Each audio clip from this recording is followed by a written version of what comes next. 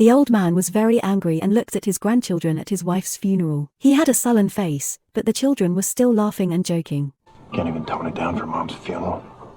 When the children came to help, the old man refused. Because of his bad temper, everyone in his family didn't like him, and they only wanted his money when they came home. His daughter-in-law stole his wife's gold and silver jewelry, his granddaughter wanted his classic car, and even his son coveted his old house. After his wife left, his relationship with his family became even more distant. He lives alone in an old community with only this old dog to keep him company. Most of the white people here have moved away. The neighbors are almost all Asian immigrants, and he's a racist. Seeing some people killing chickens to pray for blessings in broad daylight, he thought to himself that the people from Asia are barbarians. The newly moved neighbor wanted to borrow something from him, but he cursed. Occasionally, when he met the old lady next to him, he would spit and provoke her. He was covered in thorns, and no one was willing to take the initiative to approach him. Only the godfather of the community, entrusted by the old man's wife, kept urging him to repent and let go of his prejudices and obsessions. The old man just thought his godfather was a brat. He woke up in the middle of the night and found that a thief was about to steal his classic car. He angrily picked up the gun and rushed out. Unexpectedly, the car thief turned out to be the Asian kid. The old man didn't shoot and the boy ran away. This car theft incident made the old man despise Asians even more. This boy is the old man's neighbor. Life here for Asians is not easy and they are often bullied by the locals. Delinquent young people in Asia formed a gang and engaged in stealing. The boy had a weak personality and did not dare to refuse the gang's request, so they forced him to steal the car. After failing to steal the car, they targeted the boy and asked him to join the organization, but the boy was unwilling. During the fight, a group of people trampled on the old man's lawn. The old man came out with a gun and drove away the gangsters. Unexpectedly, the door was filled with flowers and gifts the next day. This was the boy's family's gratitude to him. To the old man, he was just protecting his own interests, but to this Asian family, he was a hero. Gifts are still coming in a steady stream. The old man threw away the flowers and warned his neighbors not to send any more things. He thought he could live a quiet life. Unexpectedly, only 2 days later, he saw the neighbor girl being bullied again. His white boyfriend was too scared to step forward. The old man couldn't stand it any longer, so he put his hand into his pocket as if to take out a gun.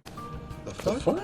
His strange gestures confused the gangsters. They laughed. At this time, the old man touched his pocket again and actually took out the gun. The black brother immediately gave up, and the girl took the opportunity to get into the car. On the way back, the two talked happily. This girl is smart and strong, with the same personality as the old man. Her generous and cheerful nature breaks the old man's stereotype of Asians. This day is the old man's birthday. His son and daughter-in-law came to celebrate his birthday. Before the cake was eaten, the two of them revealed their true colors. They just coveted the old man's house and planned to throw him into a nursing home. The old man was so disappointed that he kicked his son and daughter-in-law out of the house and sat alone at the door drinking beer and missing his deceased wife. At this time, the girl specially came to invite him to the party. This was the first time that the old man walked into an Asian home. He was very curious. Although he was a little embarrassed, the old man was very happy. Asian food is delicious. Suddenly the old man coughed up blood, and the girl was worried, but he explained that he just bit his tongue. The old man is sick, but he doesn't want to be pitied. This party improved the relationship with the Asian neighbors. They kept sending gifts to the old man, and this time the old man did not refuse. In order to apologize for the car theft, the neighbor took the initiative to send the boy to help him work. The old man disliked the timid boy in front of him. He wanted to help the boy grow into a man and take him to repair the neighbor's roof, clean the beehives, transport stones, and paint. The boy was finally able to stand alone. The old man found that he was really old and could no longer move the refrigerator alone. Finally, he called the boy and asked him to help him. Although he still looked fierce, the boy saw his soft heart. The old man said that to become a man, you must learn to find a job by yourself and boldly pursue the girl you love. First, you must speak manly.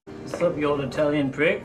Get out of my shop before I blow your head off, you goddamn dick-smoking gook! The old man told the boy not to be rude, but to communicate with others maturely, confidently and equally. After practicing several times, the boy finally got into the groove. During the interview, he stood up straight and answered in a neither humble nor condescending manner. When shaking hands with the boss, the boy knew that he had succeeded and found his first job. The old man even asked him to pick up girls. The best woman that was ever on this planet to marry me. She's been looking at you all day, stupid. But you let her just walk right out with the Three Stooges.